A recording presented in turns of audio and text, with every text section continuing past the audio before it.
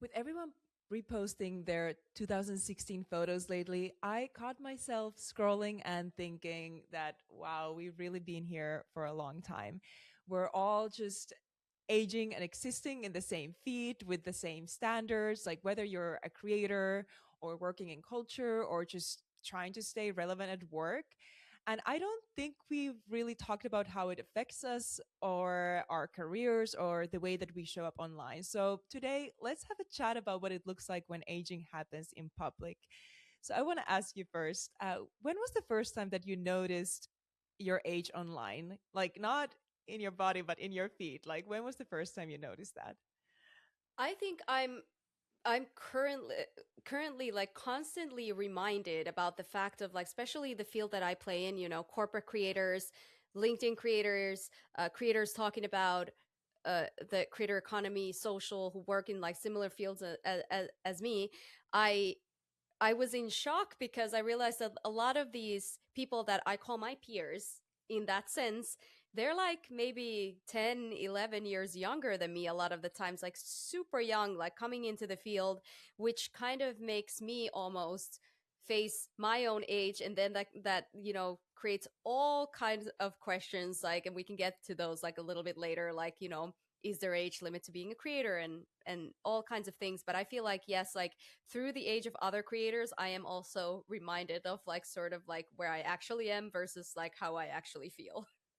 I think it must have been one of those like nostalgia videos. Have you seen those where someone's like, if you know what this is, Mm. you're this generation, and I can't remember what it was, but I think those are interesting because there are some very specific things that a certain generation remembers, and everyone that came after has no idea what it is. And I think it may have been one of those videos.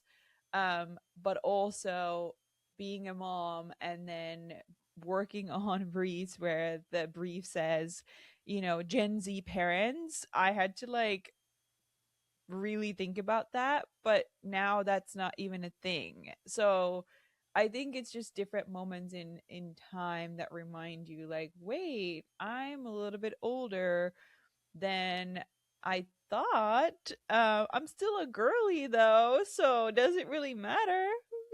And the girliness doesn't go away, as you like progress in your 30s. I feel exactly the same still, and the things that I enjoy. I had this like funny thought in my mind for the longest time, like in my 20s and very early 30s, like, oh, like I better enjoy all the girly things now because they won't matter anymore once you start approaching 40 and like really What? being an adult woman. I don't know why. And maybe that's the Finn in me, because if we look at our mother's generation, like my mom is like very much a like no nonsense, like barely uses Nivea on her face and like knows how to like floor a house. So, that was my benchmark for like what we like women care about, or like how they exist. So then like I almost thought like, oh, like I have a time limit to enjoying fashion and style. And then like as I've aged, I've realized like no, like if anything, like I love all of that stuff much more. But then it almost creates this paradox in your brain, is like, okay, so but are we like, am I not maturing enough, or have we been fed a lie? Okay, I know it's a super deep question, but That it's went really relevant. deep really fast. It I was did. gonna take it to a lighter aspect, and I just realized that the newest niche content and niche of creators that I'm Hmm. obsessed with is all these older women that are like layering jewelry. Like just Mm. layering jewelry on jewelry on jewelry. Caroline Baudino. Yes, Yes. I'm obsessed. And I think why it's so exciting is that these women just look so happy, and all the comments are like, you're making me excited to grow older. Hmm. They're so stylish, like they don't care what anybody thinks. They're dancing, their jewelry is dingling and dangling. Like, even if I'm not going to layer that many necklaces and that many rings to cover my entire body, I love it. And I love that. And that's a good segue to talking about aging and what actually happened to aging when we all started in the like living in the same feet, because I think something really fundamental changed when like Gen Z and millennials and even Gen X and even boomers and brands, literally everyone just started existing in the same place. And I think that social media kind of has created this kind of age blindness. Like there aren't these clear cues anymore. Like there's no like this is where you're supposed to be right now. Like a 22-year-old and a 42-year-old are kind of like doing like the same trends or even the same activities, using the same formats, and kind of in a way even having the same expectations on social. And like even life stages are looking totally different now because we're all having these like parasocial friendships with people who, like, even if like I myself are I'm not married or have kids, like like I have a lot of creators who I've followed for even decades who are living in a completely different life stage. So you're still consuming their life by side with yours. So like age doesn't feel like linear in a way. Like it kind of feels more messy. So how is your experience with that? I think there's two big things that almost like screwed us millennials over in many ways as it relates to aging, and maybe screwed us over but then also freed us in some aspects. I think the first one being is the effect of the pandemic on aging and how we perceive time, because I still almost feel like I lost like maybe 2 or 3 years, like that I should be able to Facts. maybe like shave like 3 years of my age, because that's like my like you know, you have your biological age and then you actually have like how you feel on the inside. And I think Mental like age. mental age, and I think that's one thing. And the second thing is, and I think there was again like an article about this on the cut on millennials and aging and why middle age doesn't feel like middle age anymore, is that we were promised all these things on like a certain linear progression. You know, most of us thought we would get married, have kids by 30, buy a house, and have a second kid, and then like so life goes on. But we've kind of lived from catastrophe to catastrophe to catastrophe, where like we don't have milestones, all we have is little treats that we give ourselves, like our $7 matchas. And so now that we are not, our age is not defined by these like key moments in life, we're almost like in this crisis of like, and it's almost like a perennial, like it's an almost like an extension of your 20s in a way. Like I in many ways, obviously like I would not go back to my 20s. Like I like who I am much more in my 30s, and I'm living an adult life. But in many ways, like I sometimes just feel like I'm still like living out certain aspects of my 20s. I just have adult money. Yeah, totally. And I think it is like this blindness to aging that has sort of a positive and a negative side. I also think that when we've talked about aging previously, even in some of our episodes, we focused on the external. But what has been happening lately is that there's a lot more focus on the internal aging as well. And I'm not sure, maybe that's also positive and negative. I just yesterday saw a post from a biohacking influencer, Kayla Barnes, and she posted that she's the first woman who's gone through this process where they've been able to measure her ovarian age to be X years younger than her actual age. I think it was like 5 years old, which is obviously like framed as a breakthrough in science and understanding that more and what kind of influences it. We've got Oura rings that are giving us a cardiovascular age, I believe, and telling us like I think mine's like 8 or 7 years younger. And yeah, it's like a positive thing from a health perspective that we've started to pay attention to like actual health and aging from that point of view. But then also that's kind of adding on the pressure of you know not only the look side of things, but now we're like comparing Our organs. our organs and how they are aging and what speed, and there's a lot of inequality there as well. So anyways, that also got really deep really fast, but I think that's just really Comparing our interesting. organ ages. I Yeah. remember being very impressed by your cardiovascular age when you shared that with me. See, like okay, positive, but are we gonna be like, wait, Yanni's Mhm. cardiovascular age is better than mine, Mhm. so what am I like? That's crazy, on top of all the pressure that we may have externally, especially as Mhm. women, especially in an industry where youth is Mhm. value in a Mhm. way. My mind is kind of racing about what that means and how people can handle that, to be Mhm. honest. I do think that there are some positive aspects to it as well. Like when age is becoming less about the years and like more about kind of the energy or aesthetics and even relevance. Like, sure, it still requires, work from your side. Like you still need to like stay current, like you still need to get it. But like you still can be 65 and still get it. You can still be much more current and like be in the know than someone who's 30, for example. So like I do think that like it can be a great opportunity also for people, like even if you're physically aging, you can still like be very young, like in your energy, in your output, and like the way that you're impacting, like even at work or as a creator. Yeah, I think you're right. And I think there are positives. And I think the discourse, even from a work POV, that hiring and using words like digital native are a big no no, because you should not be implying that an age is a reason to hire. Obviously, like that's not legal. But I think a couple years back, some of those words were sort of pretty widely used still in Yeah, like we need a ways. Gen Z expert, like things like Exactly. that. Yeah.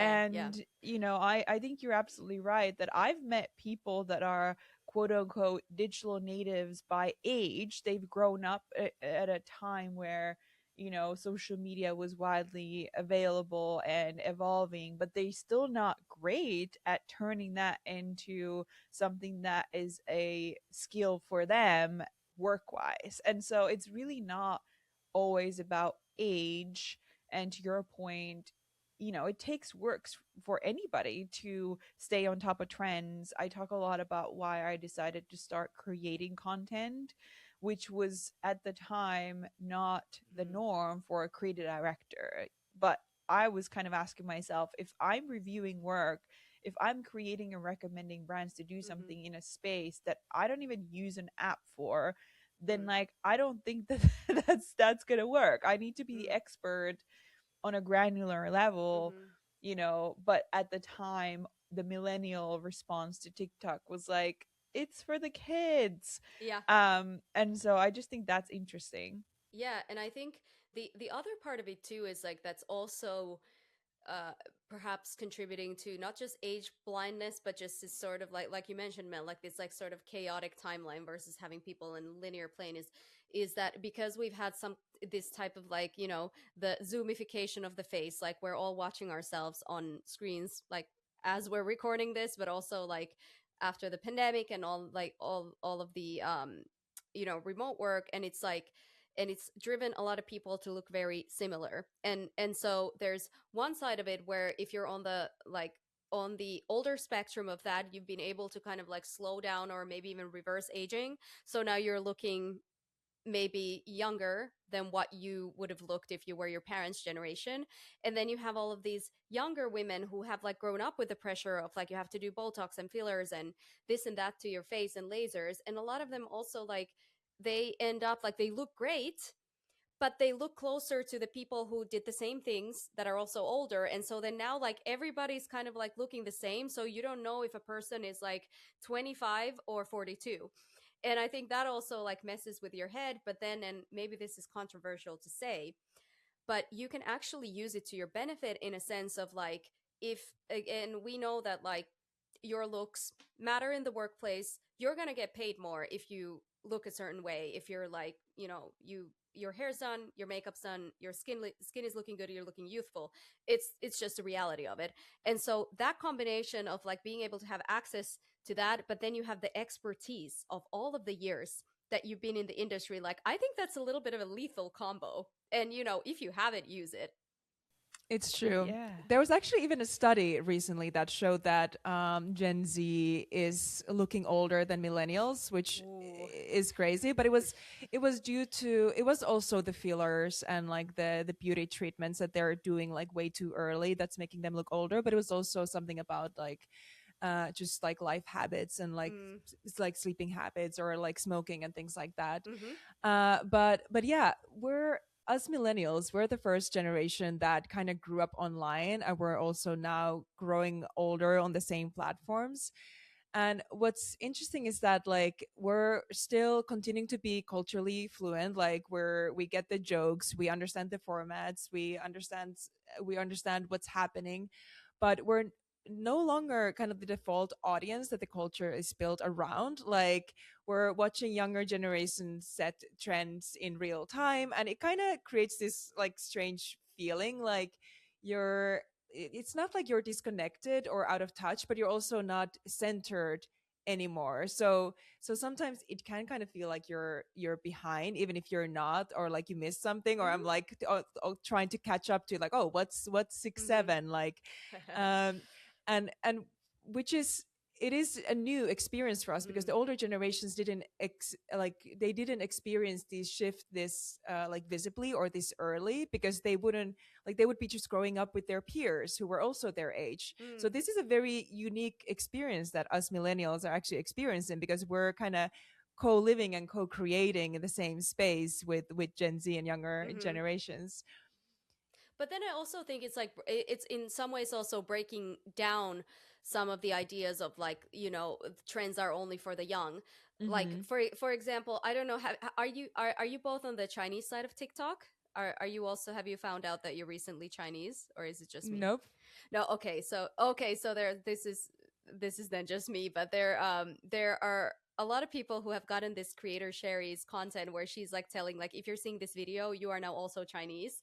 And then she's teaching like all these like Chinese wellness habits, like for example, like drinking hot water with lemon in the morning before like having coffee, or all these like different like wellness practices. But it's really like exploded, and it's really funny because like you go to the comment section and you have like people of all different ethnicities and ages are like going in and saying like, oh, as like I'm now like on day 2 of being Chinese after I found out, and these are the things that I'm doing. And I've seen this trend kind of like not, it's really like spanning across generations. And so I think there are like some things that are like come from like gaming or brain rot, like the 6 7. And my 11-year-old stepson has like, my favorite game to play with him is that like I'll just look up some of the stuff that they're saying, and then I'll say it back to him, and he's always like, how do you know that? And I'm like, I'm in the know. I'm actually not, I just watched a video. But I do think there is also like almost like this, like the trends are decoupling from age a little bit in some cases. I agree. And I think maybe that is because of the interest based algorithms, that Mm-hmm. it's less age based and more interest based. And we've opened up the aperture from life moments happening at a Mm-hmm. certain time. And, those life moments that are indicators of interest, like parenthood, they're happening to older millennials and younger Gen Z at the same time. So like some Yes. of those things have Mm-hmm. also influenced that we're all coexisting in the space at the same time, like you Mm-hmm. said, Mel, and that's kind of blurred the lines between the thing and it being connected only to age, right? Mm-hmm. That is so true. So let's jump into the creator space. Do you think there is an age limit to becoming a creator, or do you think that internet is still rewarding youth? No, I don't think there's an age limit at all. Maybe now that I'm thinking about how early is it okay to start using Yeah. social Yeah. media, on that end, probably there should be, because we're getting a lot of, this again went dark, but research just around like mental health, and even how like seeing someone else live a certain life has influenced young people. Like they think that they need to be at a Mm. certain point in life very early on.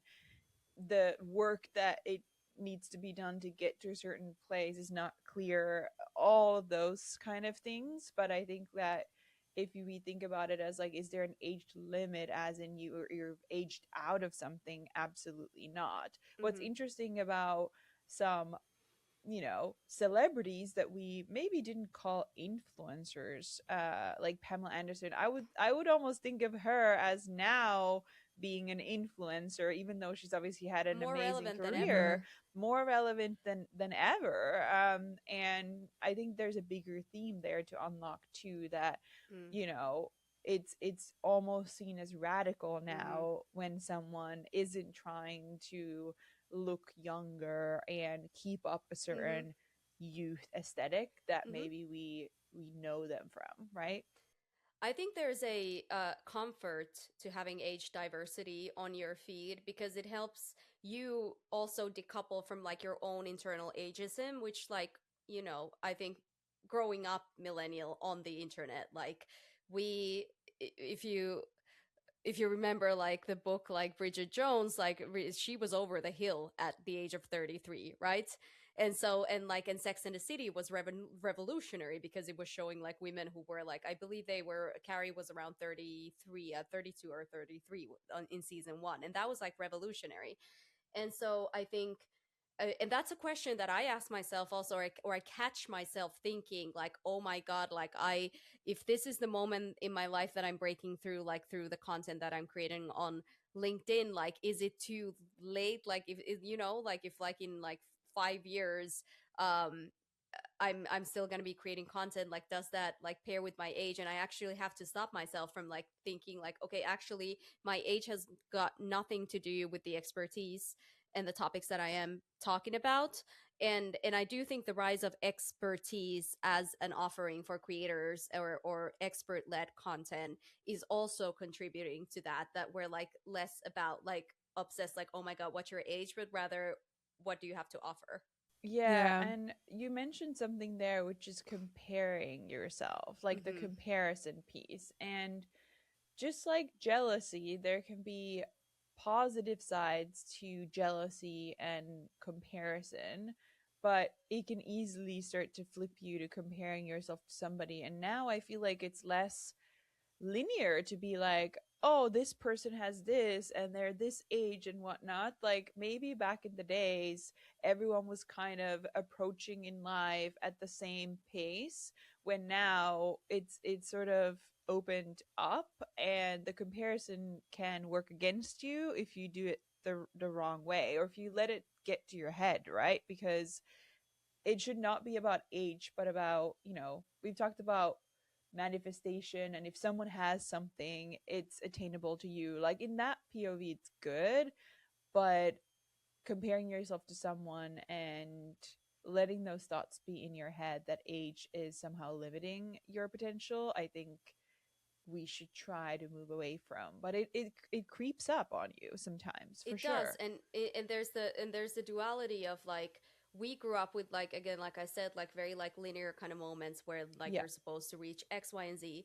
So like on one hand we don't have that, but then we're also exposed on social to like creators who are multimillionaires at 21, 22, and people who are like got like having massive success very quickly and very fast. So Mm, it's kind of like warping yeah. like both sides at the same time, and you're gonna have to like just keep a very level head age wise to like stay in your lane. And I've had to do a lot of that internal work because if I look Hmm. at my career, first 5 years in advertising, it was a rocket ship, and I thought that was going to be like, okay, so it's going to continue at this pace, but that wasn't the case. I feel like I spent the first 5 years of my career in the US like very much of like trying to like find myself again and trying to find my career, and like maybe had a couple false starts, and like I only now feel like I'm back on that like train that I got on at the very beginning.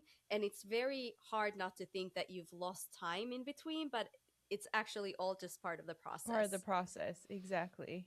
And it's kind of like, in a way, like I kind of like the idea that age is just like a number, like kind of like removing ourselves from that. Of course there's biological age that comes to like having kids and things like that, but otherwise, like when it comes to your career or you as a creator, your success, like we are looking to have a life expectancy of like 85 years. Like we have a long time on this planet to do our thing. So and for example, like back to creators, like even if that current creator landscape skews a little younger, that's obviously also because the digitally native generations have, like, really been able to adapt to the platforms. But we're gonna continue growing on the platforms. Like, we are gonna be the future audience as well. We're gonna want to see creators of our age and older creators as well, to, whether it's about style or makeup. Like, we don't necessarily want to be getting makeup tips from 20-year-olds when we're in our 50s. So I I think it all comes down to, like, the internet doesn't really punish you getting older. It just kind of maybe punishes starting later. So if you ever Yeah. think about, like, starting something, whether it's on TikTok, Instagram, YouTube, Mm-hmm. LinkedIn, or Substack, like, Mm. I think, this is the best time to start. Mm. And And I have a great stat actually that gave me a lot of comfort. I was in a rabbit hole on ChatGPT, and then I asked it, what's the average age of like female millionaires, and it's actually in the late 50s. So I was like, I have so much time. So I love that, but also I think I don't know why, maybe, because I'm freshly postpartum, time has become a huge thing that I think about, because mhm. my mind has been completely shifted, and it's super cliche because I used to look at those videos that are like, you'll see, time goes way too fast, but then the days mm, are long, whatever the hell that is. yes. But I do think that what's been empowering is that, looking back, I can't believe that in 9 months there is all of a sudden a whole human. And that has Mhm. shifted my mind, because I'm like, the things that I can do in 9 months, Mm-hmm. that go past growing a human, Mm-hmm. like, I can do anything, like Yes. literally anything. Yeah. Not to mention, like, while I was doing that, I was achieving things, but that's a Yeah. whole separate story. Yes. But I think that what's interesting about time, or the way that I've started to look at time, is Mm-hmm. less like counting years, because you can do something for multiple months and get absolutely nowhere. And then you can lock in for a couple of days and get way further. And Mm-hmm. so it's really about how Mm-hmm. you look at time and Mm-hmm. how you're using your time, Mm-hmm. more than it is about like counting Mm-hmm. years and Mm-hmm. thinking like, well, I'm this age now and Mm-hmm. then I'll be this age. Um I because love if how you this is really put your coming like mind a to it, motivational speech to, like, I I'm lock know. in, sorry, start lock now. No, in. start now as a creator or whatever you want to do, like build a business. but I but love this what's energy. interesting is that when you listen to founders talking about Yeah. something, or how Mm. businesses have been created, some businesses were around for a long time. I was listening to Osea Mm-hmm. Malibu, which is a mother and daughter duo that's working on it now, but the mom had created the company, I believe, a long time ago. But when Mm. the daughter finally joined more in Mm-hmm. adult life, we've been seeing like how that brand has been taking off, and is very popular now, but it has been around for a long time. Mm-hmm. So I think it's Mm-hmm. inspiring to look at stories like that, because Mm. it's not about how long you've done something, it's Mm. not about it Mhm. being too late, it is about the effort you put towards something at a given Yes. time. Yeah.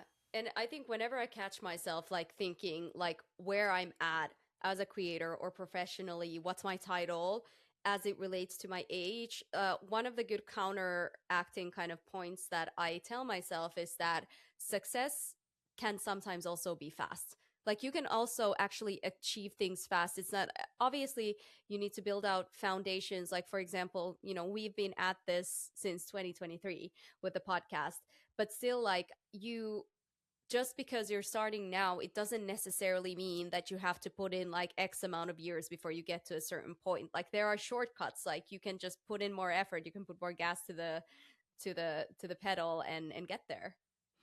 Yes. So one last thing that I want to explore, like, is that we all work in advertising, media, and culture industries that really never slow down. So I'm just curious to hear your thoughts on how do you avoid aging out of industries that change at internet speed? Like we know that our industries generally skew also a little younger. Like it's rare to see people over 50. So what's your take on that? Curiosity, I think. But I think this is not just for advertising, but I think overall in life, like if you want to be good at any given industry, is like if you're you have to constantly like fight the you know, being comfortable in where you're at, and like not seeking out new experiences, not learning new things, not going to, like, one of the big things for me this year, for example, is I'm pushing myself to like get out there more, just to have conversations with people I don't know, get experiences and be out there and kind of challenge myself. I think getting comfortable is something that we, you know, default to as we age, and it's a natural thing, and I think fighting that is the key to like staying relevant. But I also think that, like, I don't think it's an interesting life if you're like, you know, you're now set to, you like the things you like and you don't like seek out new things, you don't learn new things. Like, I think it's also more of a personal mantra thing. Yeah, I agree with curiosity. And I do also recognize that the constant, keep up with the algorithms game can be draining. And there's a lot of conversation about social media. And I see some social pages that have been dedicated to social media managers talk about how they wouldn't recommend the job to their past self or the next generation. And those things make me sad, but I do want to acknowledge that you have to find your way of keeping up that isn't draining you more than you know inspiring you, right? So I have a colleague that has dedicated Sundays to like learning a new thing, which I think is also nice because you're not forcing it on you, and learning can sometimes mean learning about something that goes way beyond your job. Because I noticed this for myself that, for example, with podcasts, I can't listen to a podcast in the mornings when I feel really drained or I've been working a lot that is even mildly close to work. But I can still find space to learn and be curious. And sometimes those things that I listen to that supposedly have no connection to work are more about culture, entertainment, and it feels leisure. Those actually do connect back to work, and it's more important than you know using all your time in the hardcore part of learning and being curious. So I think that also opening that up, giving yourself grace in it is important, but you do have to evolve and want to evolve, versus be stuck in your ways. I think that's the key. Yes, those are pretty good ones. Something that I would add to that is also, yeah, like finding the right things that really speak to you. It could be also like reading books, like obviously like that goes without saying, but I feel like we're kind of getting more and more far removed than that. But that is also something that like you might want to like listen or read books, or find that podcast that really is interesting to you, and like just improving like your own creativity. Like you said, like it doesn't have to directly connect to your field, but like it still helps you to be creative in your industry. If you're even like crafting something with your hands, like it can be like the most surprising and interesting things that you do on your free time, that it can actually help you stay relevant and keep your like mind creative and agile at work. Yeah, quick shout out. Friend of the pod, Mackenzie Green, actually has like she's big on book talk, and she talks about books that she reads all the time. So if you need any inspo to get started, like she's a good follow. And also one last anecdote, my most award-winning year was the year when I was also finishing my literature studies in the university, and I had to read 60 classics in one year, and that was Oh, my most wow. award-winning year. So I'm like, I can 100% recommend, maybe not 60 books, but yeah, get And your I've reading been in. manifesting this for a long time, that I think that we need to write a book as well. Because when I Yes, was we doing do. my thesis in university, actually on the ROI of social media, Mm, if someone digs that up, I don't know what you'll find. mm, But the problem with that was that there wasn't mm, a lot of research at the time, mm-hmm, and books were mm, hard to find. Mm. So I also mm, love that books have become a huge part of culture, and book Mhm. talk is, living right Mhm. now. And so, yeah, there's also more need for books that try to keep up, because the book writing process used to be so Mhm. slow that by the Mhm. time it came out, new things had already happened. And that might still be the case, but maybe there's a way to connect the dots, Mhm. and keep up with that a little bit. Yes. And how about a little quick pitch on the house? Do we have some pitches for creators and brands that can take away from this episode?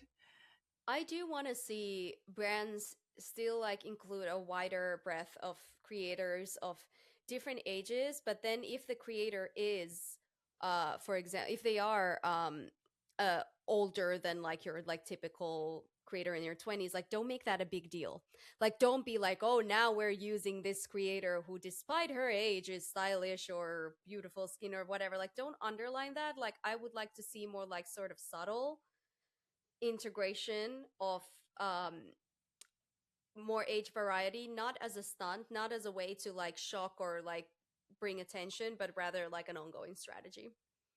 Mm, I think one of the things from a strategic point of view is that we sometimes think that because the audience you're targeting is X age, you have to match that. And I want to shatter that belief that I don't need to see somebody that's exactly my age for something to feel like it's for me. So when we're looking at like audience personas, like, can we just stop assuming that the people we cast or the people we look at or the people we work with have to like exactly match that age? And I think also we sometimes look at people as like, you're this age, so you're this. I think we need to start recognizing people are layered in their interest. Like age is not as big of a demographic signal or marker uh than it used to be, right? And like we need to just give it less weight, I feel like. Yes, and that's kind of where my head was as well, especially for creators, anyone who is listening to this and has thought about maybe starting posting, whether it's on Substack or LinkedIn or even TikTok. Like, no matter what your age is, like you can just start. Like there is going to be an audience for you because people of any ages also live there and will Mm-hmm. find that content relevant. So just start posting where you are, not where you think you're supposed to be. And yeah, just roll with it. Mm-hmm. And I think I have one last one, because Christine, you're my inspiration. As I'm thinking about this, like I do want brands to also play with this contradiction of like what's the age we feel like we are versus what we Mm, actually are. That's a Like really good insight. if they can actually lean harder into the feeling of the age, or the sort of, we're just girls part of it. It doesn't always have to be about girls, by the way. I Mm-hmm. think there's something there, because I haven't seen anybody do that in a big, Mm-hmm. big way. Well, that's a good you one. both of you should take it to your brands. I know you're pitching a couple right now. BRB. All right. Well, thank you for tuning into House of Content. And as always, if you like this episode, give us 5 stars. It really helps us. And see you on socials and in the next episode.